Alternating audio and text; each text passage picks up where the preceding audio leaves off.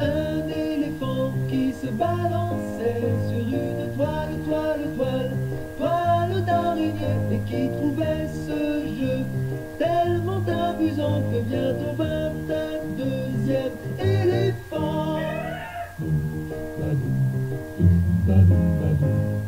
Deux éléphants qui se balançaient sur une toile d'araignée, et qui trouvaient ce jeu tellement amusant que bientôt vint un troisième éléphant. Trois éléphants qui se balançaient sur une toile d'araignée, et qui trouvaient ce jeu tellement amusant que bientôt vint un quatrième éléphant. Quatre éléphants qui se balançaient sur une toile d'araignée, et qui trouvaient ce jeu tellement amusant que bientôt vint un cinquième éléphant. Cinq éléphants qui se balançaient sur une toile d'araignée, et qui trouvaient ce jeu tellement amusant que bientôt vint un sixième éléphant. Six éléphants qui se balançaient sur une toile d'araignée, et qui trouvaient ce jeu tellement amusant que tout à coup...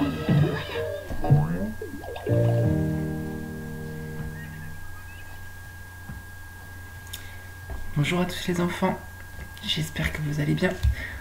On se dit tout de suite salut dans les différentes langues. Salut.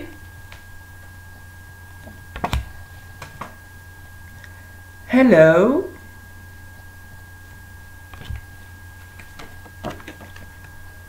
Hallo.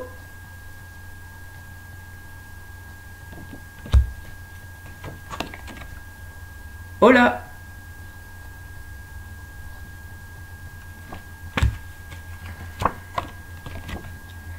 Ciao.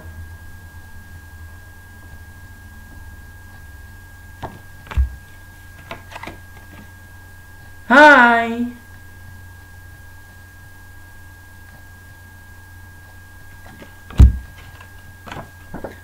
Moshi moshi.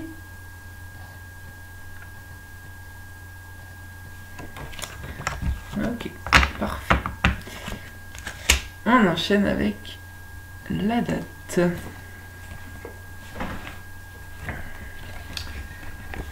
Alors,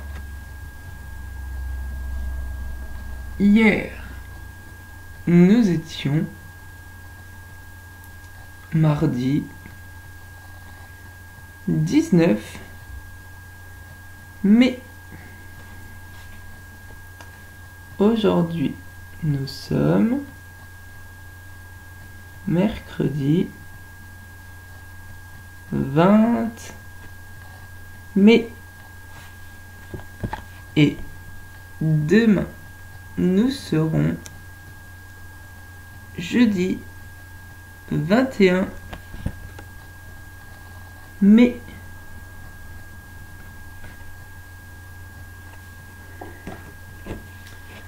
On poursuit avec notre bande du jour. Alors, déjà, on va revoir celle de hier. Donc hier, c'était les animaux qui vivent à la montagne. Souvenez-vous.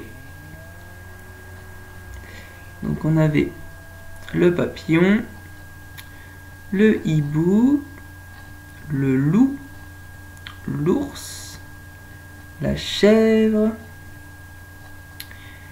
l'aigle, la marmotte et le chamois.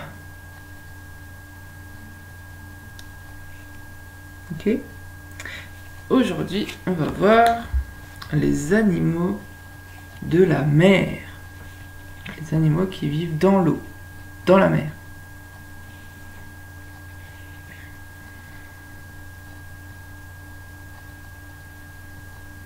Alors, je vais chercher un petit peu.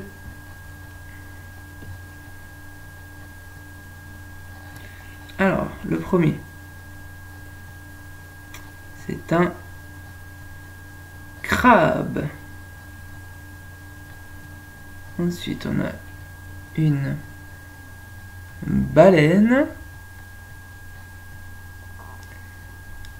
un requin, un dauphin, une crevette, une moule, une huître et pour finir une pieuvre. Ça, les animaux qui vivent dans la mer.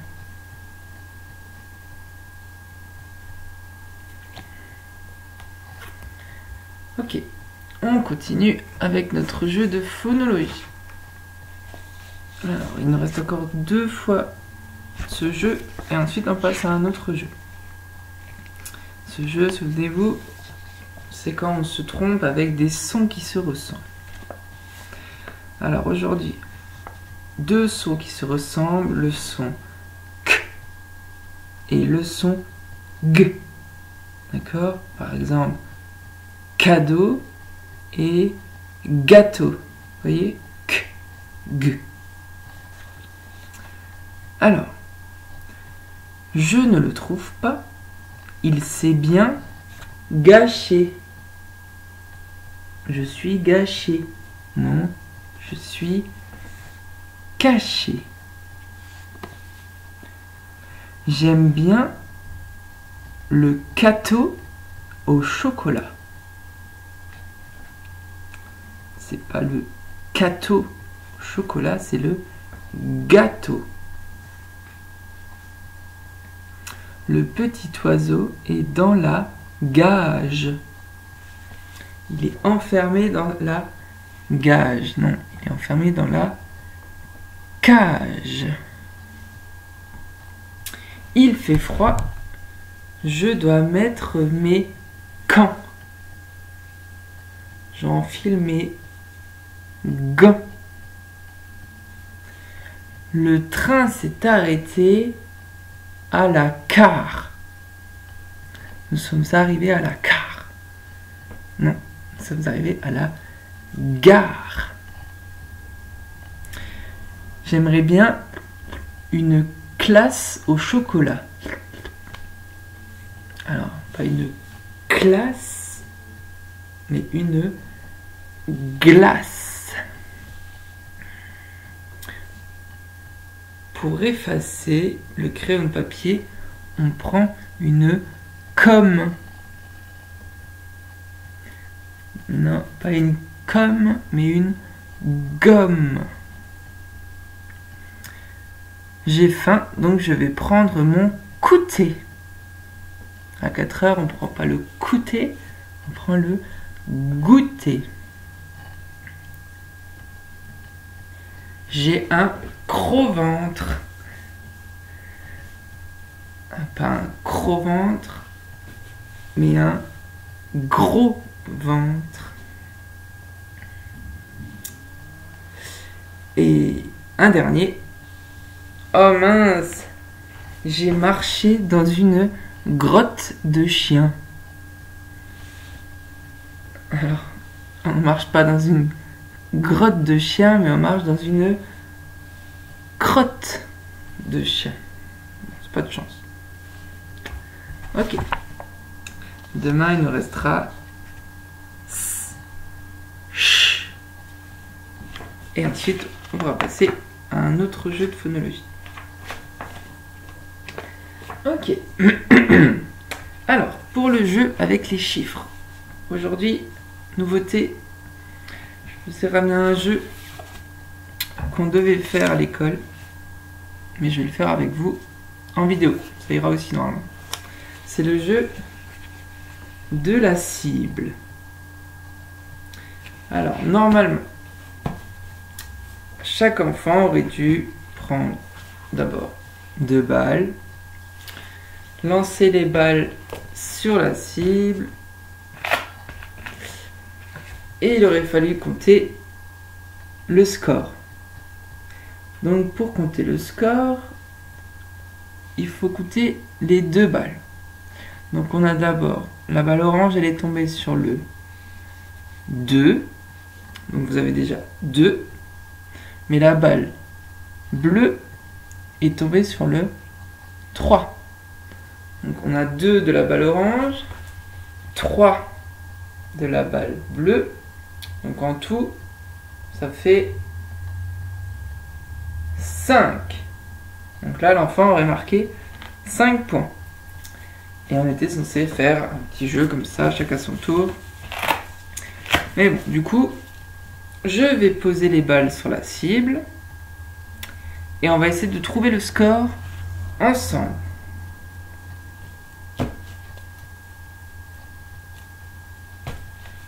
Alors, quel score ici? Donc on a une balle sur le 1 et une balle sur le 2. Donc en tout, ça fait 3.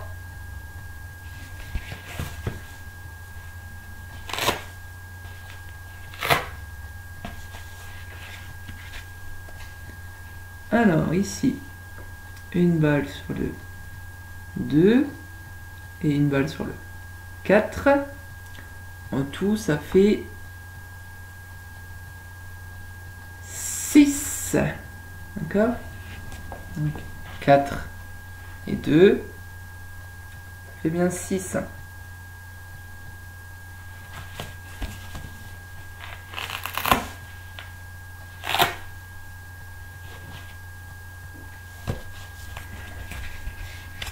Alors, une balle sur le 1. Et ici, il a très bien lancé une balle sur le 5 au milieu de la cible. Donc 1 et 5, ça fait 6.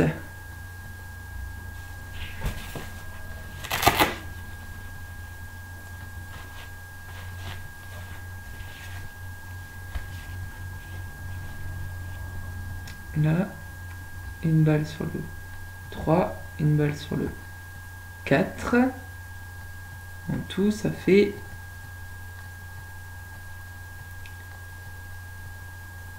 7. Donc si vraiment c'est pas difficile pour certains, vous avez le droit de vous dire une balle c'est 3, l'autre balle c'est 4. Vous rapprochez vos doigts et vous vous dites il y en a 7. Et un petit dernier. Non, on va en faire 2 encore. Hop.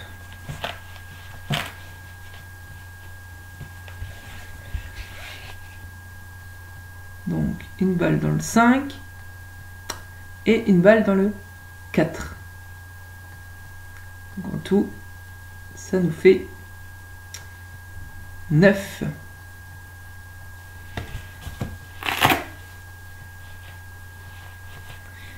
Et là, il y a un enfant qui est très fort.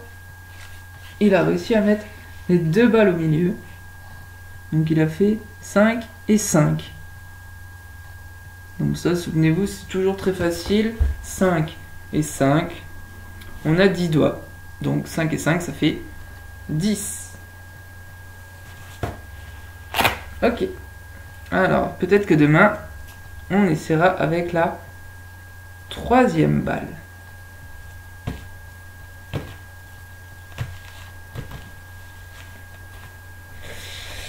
Et on va terminer avec notre livre.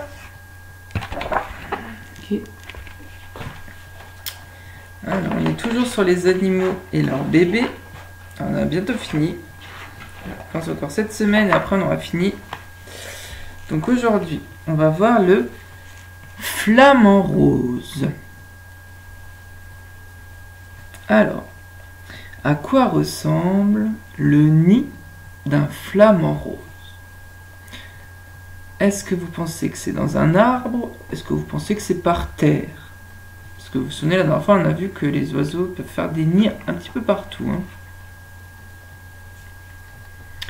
Alors, le flamant rose, il fait son nid par terre, dans l'eau d'un étang. Alors, il va essayer de faire un cône. Donc, un cône, il y aura un trou au milieu, d'accord, avec un cône autour. Il construit son nid avec de la vase, des plumes, des coquillages. Et la maman, elle pond son œuf dans le cône.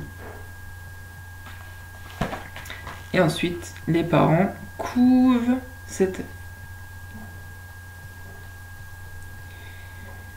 Ensuite, qu'est-ce qui se passe? Alors, quand le bébé sort de sa coquille, les premiers jours, il reste bien au chaud sous ses parents. Et pour se nourrir, alors, les parents prennent de la bouillie dans leur bec et ensuite, ils donnent à manger au petit. Donc, le petit mange la bouillie. Et quand ils ont grandi, ils peuvent sortir du cône et ils vont dans un endroit qui s'appelle la crèche. Alors, c'est pas pareil que pour nous. Ils appellent ça une crèche, c'est parce que tous les bébés sont réunis. D'ailleurs, le bébé du flamant rose, on l'appelle le poussin. D'accord? C'est comme le bébé de la poule. Alors, ça c'est intéressant. À votre avis, de quelle couleur est le bébé flamant rose? Est-ce qu'il est rose? Est-ce qu'il est jaune comme un poussin? Eh bien, le bébé flamant rose, il est gris. Tout gris. Et pourquoi il devient rose? Alors, il faut savoir que le flamant rose, en grandissant, il mange beaucoup, par exemple, de crevettes, d'écrevisses. Tous ces petits animaux, c'est des crustacés, crevettes, écrevisses, et ils sont roses. Et à force d'en manger, le poussin gris devient un joli flamant rose. Donc c'est par rapport à son alimentation. Et de temps en temps, le flamant rose est dérangé par un oiseau, c'est le goéland. Il essaie de venir pour lui piquer sa nourriture. Alors, je vous montre. Donc ça, c'est le papa et la maman qui construisent le nid. Donc on voit le cône. Attendez. Ici, on voit que ça a une forme de cône. Donc, ils pondent l'œuf dedans. Et là, le bébé vient déjà de naître. Donc, il est déjà sorti de l'œuf. Et ensuite, donc au début, le bébé reste bien au chaud. Et ensuite, il va à la crèche avec tous les autres poussins. Là, c'est le goéland qui le dérange. Et là, c'est quand il s'envole. Donc retenez que s'il devient rose, c'est surtout parce qu'il mange beaucoup de crevettes. Et que le bébé est gris. Alors, c'est tout pour aujourd'hui. Je vous dis à demain pour une nouvelle vidéo. Au revoir les enfants.